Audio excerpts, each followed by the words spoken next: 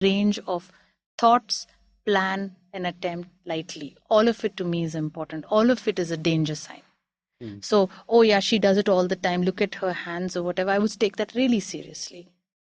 So in this, I mean, we wanted to eventually come to government policy, laws, and action. So on something like suicide, especially because it's something that is more likely to happen maybe in late teens, early 20s kind of an age, how would you start intervening?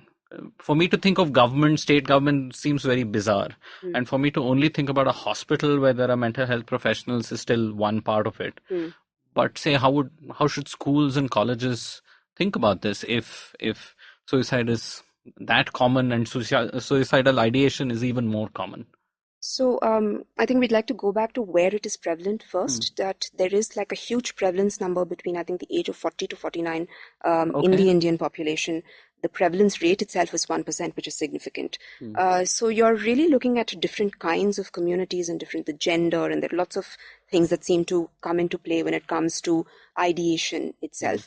But like Dr. Rao was saying, that from a community perspective, and if you look at different communities and how we define communities, workplaces, schools, Right. colleges, and so on, that a lot of the intervention actually comes from the people around you.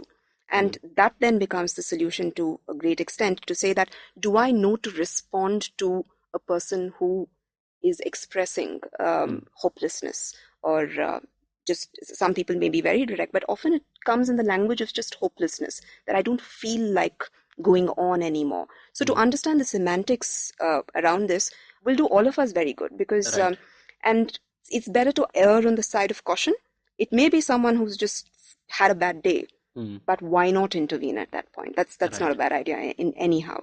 So So how would you do this organizationally? One, I understand that it is largely a societal thing to solve as well. mm, If your partner or your parent or your child or your friend gets to notice your behavior yeah, and then act on it or nudge you to act on it, yeah, that's wonderful. yeah. But what would we need institutionally, whether at a workplace, at a school, a college?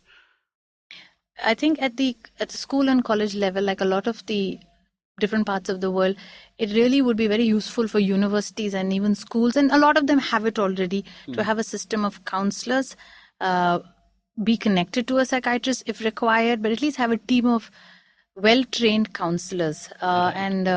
and for a that would be in a school college level. Again, we were talking earlier where the numbers Hmm. statistically of people with anxiety, depression, panic attacks, Hmm. generalized anxiety, social phobias will occur in that age range of anywhere from 16 to 25, 26, 30. So most people are studying around that time. So as a university or as a school or college, you can't say this is not going to happen at my institution. Biologically, it is going to happen in your institution. Right. And then the stress of work into your 30s, 40s, now that's a different level. I know a lot of MNCs and a lot of companies have started this counseling over the phone, Hmm. which is probably a safer way. So you don't have a face in front of the voice and you can do counseling without, almost maybe incognito. I'm not sure Hmm. if it works like that, but it certainly is a better way to do it. So universities, workplaces have to accept that this is going to be a reality, because it's all in the age range of working place people and Hmm. students. So to not acknowledge that this is going to be a part of it is going to be a loss for a company. If you've got a bunch of depressed people, the number of days, what is called days, the days lost to disability is going to go up. So Right. somebody who has severe depression, anxiety is not going to show up for work more days than somebody who has the flu, Right. let's say for 1 day or two Hmm. days. Hmm. So you're going to lose productivity from that individual. And if you're saying 1 in 20 have depression, you've got to have a lot of people in your office who have depression are not showing up for work.